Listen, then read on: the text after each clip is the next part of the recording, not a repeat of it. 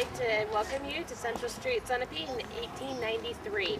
This is the home of Louis Goss and his family, and let's see if we can get a few minutes of his time for him to tell us about his life. Good morning. Good morning. I'm Louis Goss. I've lived in this house since 1882 with my beloved wife Anna, may she rest in peace, and my daughter Cora. My son Joseph's a policeman down in Boston. I was born in a small town just east of George's Mills called Springfield. My parents were farmers, but that wasn't really the life for me, so I moved over here to Sunapee. So, as you can see, I'm the town's undertaker. You know, it's interesting how that phrase undertaker came about. About 30 years ago, the bereaved family was responsible for preparing the body and building the coffin, digging the grave, holding the services, transporting the body up there, and placing the marker on the stone. Slowly, over time, the cabinet makers who had begun to build these coffins began to assume or undertake some of those responsibilities of a funeral, and that's how we came to be called undertakers. So it was back during the Civil War. There was a doctor from New York City. He began experimenting with ways to preserve bodies so the soldiers could be sent home to their families for burial rather than doing it in the field. And then when President Lincoln was killed in 1863, they preserved his body so it could be displayed for an entire week. People were absolutely amazed, and we found it sanitizes the body. That's when embalming became really popular. Why, I can make your Aunt Lizzie look better in death than she did in life. So, I have a hearse carriage there in the barn, and my Nellie, she is the darkest horse you'll see in these parts. They have big black ostrich plumes for the harness, and they got mourning gloves for those without. Now, it takes a skilled hand, and I had to get some training to do this. First of all, what I do is I lay the departed out on the table, and I put the head up on a special block.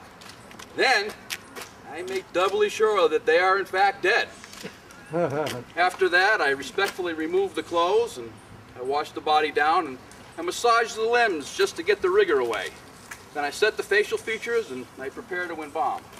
Now, when I embalm, there's a couple of different ways I can do this. One is I can pump the fluid right into the body cavities, or I prefer to inject it right into the veins. Whichever way I do it, that causes the natural fluids to be drained out and will help embalm the body. After that, well, let me talk first about the solutions I use. There's two solutions that are common right now. Right now I'm using a solution of arsenic and water, but the new solution has come out called formaldehyde. And I think I'm going to start using that. I found that's a little less tricky to use. So once the embalming process is done, I put the body in put the departed in their Sunday best, and then I place them in one of my locally crafted pine coffins, or sometimes the family has one of those more stylish ones shipped up from Boston. I apply some powder and some cream, and I prepare them for their final rest. After all, what's involved here is the transformation of an otherwise threatening visage of an inert corpse into a vital image of eternal continuity. Death is the next stage of continuous life. But this is Sunapee. We have Doc Fisher, so it's not like people are dying every other day. So I work down the Hames shop to keep busy. And that's where I got these bandages. I'm a metal plater down there, and, well, people are saying it's my fault, but I don't know. Apparently I was supposed to drain the acid, and I kind of forgot. And I went to dip the basket of nails in the vat, and the hot molten metal just spewed all over the place and got on my hands and my face and my neck, and Lordy, it was awful. It's a good thing I had my spectacles on, saved my eyes. Doc Fisher, he tended to me for days. It was some pretty painful burns, but I'm feeling much better now. Got to keep up, keep moving. I'm 65 now, gonna work another 12 years or so, and then maybe I'll retire. So, oh, we had some excitement here last week. Mr. Louis Phelps from Manchester, and in Lake Sunapee, went down and never came back up. Presumed drowned. So the steamship Edmund Burke happened to be sailing by, and the pilot threw a buoy out to mark the place where the body was last found. They put a diver down there, and he worked the area for 3 days, couldn't find a thing. So my neighbor across the street here, George Bartlett, gave it some serious consideration. He just didn't think it was appropriate for the family not to have their family member back to bury. So he and I came up with this idea. We got a piece of chain about 20 feet long, and we doubled it up. Down at the other end, we put a piece of board about 12 inches wide, so it would hold the two ends of that chain apart. And we put some big fishing hooks on there, about twice the size of the ones we used to catch pickerel with. Figure the weight of that chain would drag the chain down the bottom.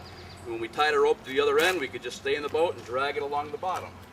So a couple of days later, Captain Perkins took me and George and Elwin Bartlett out on the lake, went to the spot where that buoy was, and threw that chain over, and we started trolling. And wouldn't you know, about 12 rods from that buoy, it's about 200 yards. And about 65 feet of water, we came up with Mr. Phelps. Hooked right onto his clothes, brought him up on the boat, and we checked him over. And interesting thing we found, there was no water in his lungs. Indicates to me that he was dead before he went in the water. And that's why he never came back up.